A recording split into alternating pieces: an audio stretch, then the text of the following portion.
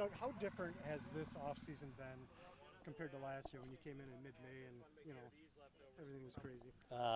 Night and day. Night and day. I mean, just everyone you're meeting for the first time. I would say, imagine if you were going to college and you picked a college like 2 weeks before you went to school, right? Remember how uncomfortable your freshman year is? Everything is new, and then you didn't have the run-up, so you didn't do the orientation. So again, for me, recruiting cycle was cut in half. So many coaching staffs were set, and everybody was terribly nice, but they were still in kind of transformation mode from when Sonny was here. So this year, obviously, we're still in the mix of some staff changes, and we'll still add probably another player or two. But otherwise, I mean, way more, I hate the word normal, but way more normal of whatever this new world of college athletics is. And now when you have our golf tournament today, I know everybody who's coming up, right? Like I literally know the sponsors, know people, have relationships. And then, we have 6 returning players, 4 of whom were starters last year at some point in time. And so, there's names and faces and people who understand each other. I know you said you want to be an old basketball team in the sense it used to be all these freshmen, and now it's not anymore. And yeah, how important is it to get old, stay old? Yeah. That's college basketball, and we may have gone a little bit more. You're like, wait, Ramel's how old? Yeah, but yeah, we just, with age, I think. You don't just want older players, right? You don't want guys that are senioritis that can't wait to get back out of here. So we recruited this group. Sorry for the noise. We recruited this group really based upon 3 factors. Age was one. Said it was like a nightclub, 21 and over. Don't bring me anybody else. And then toughness and character. And if we can kick the ball through the basket, fine. But we're going to fight like dogs at the defensive end and rebound better.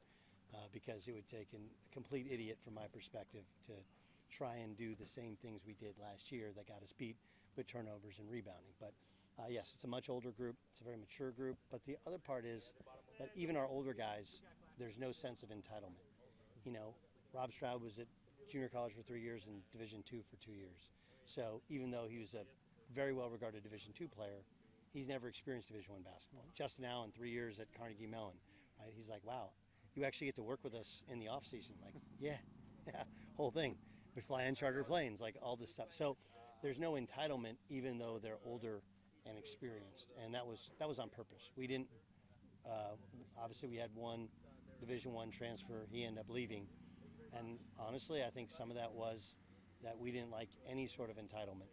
We wanted all guys. You're all the same, starting from zero, and we're going to win games as a team, not as individuals. So yes, we're older, but not entitled. I think tougher and physically a lot stronger. And then I think the pieces are starting to fit together pretty well as well. And is that why you're going to be better this coming season? Is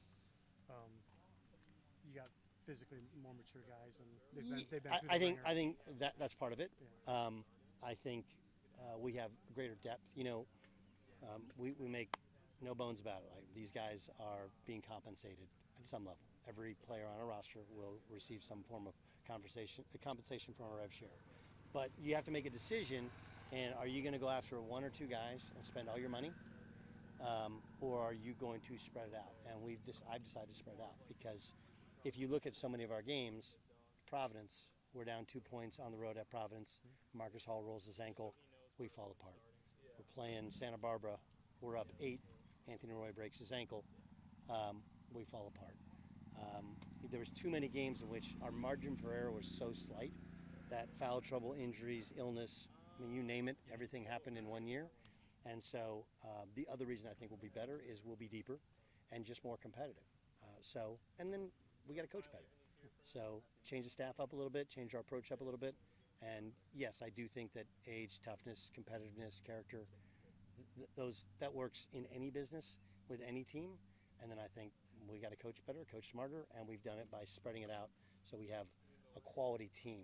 Right now I would feel very, very comfortable with probably 11 guys where I could say you could start tonight and we'd be fine.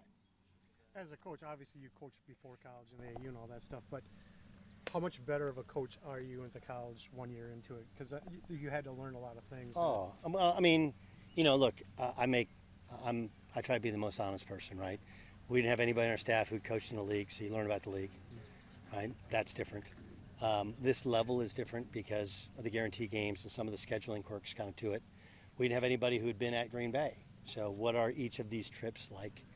And then for me personally, not coaching a college game in my life, even when I had helped out at Oklahoma State, I wasn't allowed to be on the bench.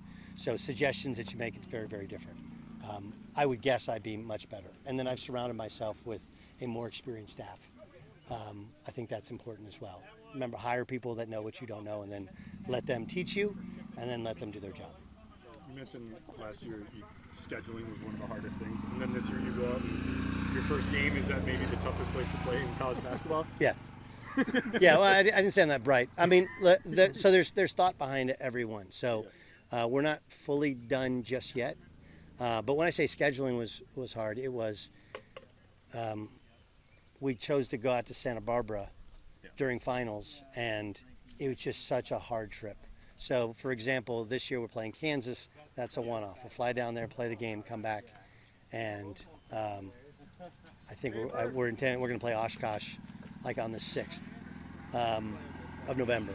And then when we go up to Minnesota, so we play St. Thomas, that's previously scheduled to me. Would not have scheduled that one. But we play St. Thomas, but then we're also playing the University of Minnesota a night later. So it's one trip, because what happens is you lose games on the bus and the plane, right? Before you ever even get out the plane, you're like, we're just dead. We played Wright State, and I remember like, what's the matter with these guys? And like, coach, they just don't have any juice, like none. Then we played Wright State at our place, and we beat them, and it was a completely different basketball team with the same personnel. Why? We just had better energy. So we tried to cut down on the travel. We tried to kind of balance, space out the games, and just be smarter about it. It's not perfect. We're kind of clearing the deck for next year. I think next year we'll get to what I really want schedule-wise.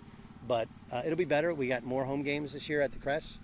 We're going to have 15 home games. And I can announce it because we agreed to it. We're going to play Bradley as an exhibition on October 11th. Coach Wardle's going to come back. I think that'd be great. Try and get as many former GB players back as possible. He wants to bring his team to the Packer game on the 12th against the Bengals. So, again, just trying to be smarter, trying to space it out more, trying to challenge our kids. And the reason we play Kansas is, like, what's the purpose of playing a bye game if you don't give a kid a chance to experience? That's what college basketball's about, right? Going to Kansas, like, how many times have you seen it on TV? And now you're like, I always thought, like, I'd love to coach there, right? And Marcus Hall wanted to play there. So let's go play. They're really talented, but they got a bunch of high school kids. They don't know who they are on November 3rd, and we'll see who we are. So we'll learn a lot about ourselves, and then you got to balance it out with games you can compete in, and then games in which you go and you're kind of punching above your weight class. You still have to rein Rudy in every day of practice? Or? Yeah. Real quick. Yeah, I mean, Rudy, we shut him down for the summer, and we're going to do a lot of non-contact stuff because that kid, 2 concussions, torn oblique, knee issue, sprained his ankle twice in the off season. When he leaves here, we'll have to have like his jersey retired in the training room, but he's a stud.